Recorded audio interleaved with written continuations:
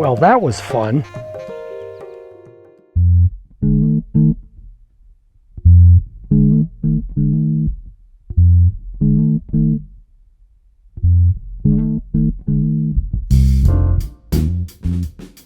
Welcome back to the studio. Today on Rust to Resurrection, we're starting a new project. We're going to build a set of custom pistol grips for this Ruger 1911 that belonged to a friend of mine, Jeff Ford, down in Aiken, South Carolina. Now Jeff has this popular channel called Auto Resto Mod where he does repairs and restoration work on muscle cars from the 60s, 70s, and right into the 80s. I'll post the link in the description, and I really encourage you to go check him out. His stuff is really good, and the information that he provides is really professional. Now the handgun that we're going to be working with is arguably one of the most beautiful and most popular handguns ever designed and built.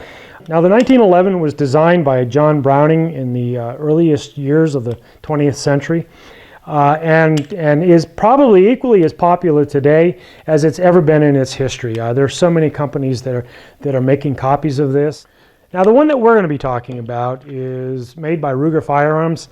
It is as traditional as they can be. It is well made. It is a gorgeous firearm, and the grips, the custom grips on these are going to really enhance the looks of this firearm.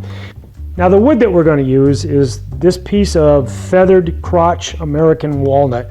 The grain on this is really tight, it's really well structured, and the feathering on this is so intense that we're going to be able to position the grip panel so that feathering really enhances the looks of the gun, and it'll give a custom look to this 1911 that'll give Jeff a personal one-off look that nobody else is going to have. So give me a moment to get things set up, and then I'll start showing you how we step through the process of creating these one-off grip panels.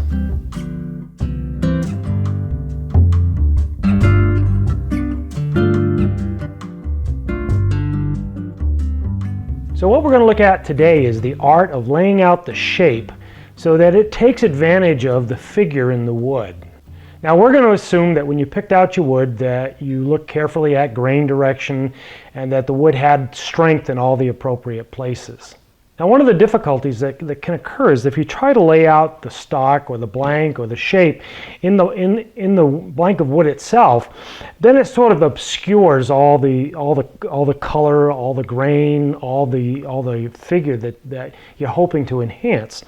So what I normally do is I take these pieces of clear plastic and then I trace out the shape of whatever it is that I'm transferring to the gun blank itself, and I trace that shape onto the plastic, and then I can move that plastic around and I can get a good clear vision of where that color and where that figure shows up in the various parts of the gun stock. Now here's a good example of a larger rifle stock. You have these really nice black bands that come across the entire length of the gun stock. So we want to enhance that. We want that to show in the finished stock the best that we can. So by using this, I can then begin to position the shape, the final shape, into that coloring and into that figure in the wood. Now I intend to use the same process on these 1911 grip panels, and I've made two clear plastic templates, both left and right panel, and I can then overlay these panels over the wood, and looking down through the clear plastic, and I can position this in a way that allows me to get the best art that this blank of wood is going to allow me. And you can see that if I put the panel itself over the top of the wood, I'd then have to use a pencil and trace out the shape, move it, see if I liked it, and then move it again if I didn't like it. So this could be a very cumbersome process if I use the panel itself. But again, by using the clear plastic, I can move it around and get the look that I'm after. So when we come back next time, we're going to start machining the blank.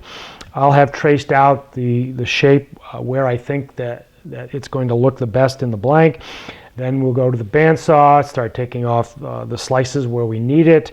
And then we'll go over to the Bridgeport and start machining the critical dimensions that we need in order for this thing to fit properly onto the 1911.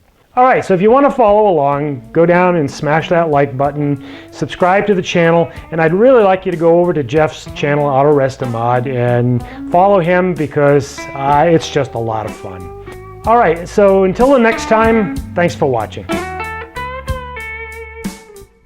Now I intend to use the same process on the 1911 grip panels, and that way I can similarly